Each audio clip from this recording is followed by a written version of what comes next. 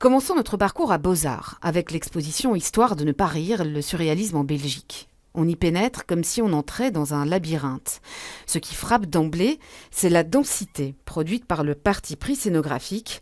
Les œuvres sont suspendues, non pas sur les murs, mais en petits îlots qui tracent le parcours. Clin d'œil à la manière dont les surréalistes concevaient leurs expositions. Il y avait quelque chose qui était un peu de l'ordre de l'accrochage intime.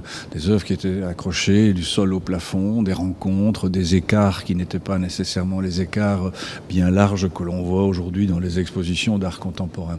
Et donc pour moi, il fallait retrouver un peu de cet esprit en suscitant des rencontres entre les tableaux. Notre fil rouge, c'est lui, Paul Nouget, la tête pensante du mouvement, dont les mots parsèment les murs. Et aussi, inévitablement, lui, René Magritte. À côté de ces figures majeures, il y en a beaucoup d'autres. Pas moins de 280 œuvres ont été rassemblées ici pour retracer l'histoire du mouvement. À travers les parcours, je dirais, chronologiques et artistiques de chacun, qui montrent à la fois leur évolution, c'est-à-dire comment un peintre comme Magritte quitte les milieux modernistes pour devenir un peintre surréaliste, mais qui propose des choses qui sont inédites.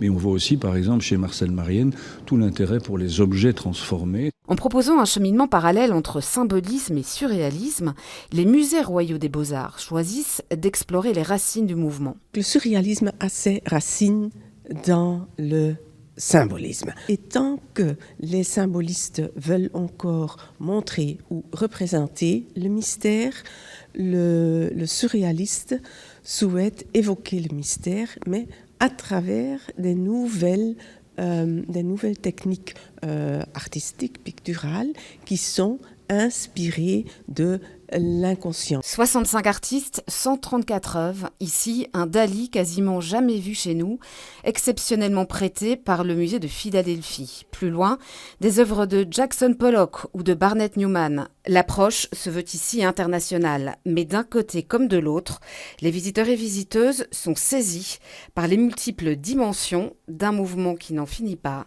de marquer les générations.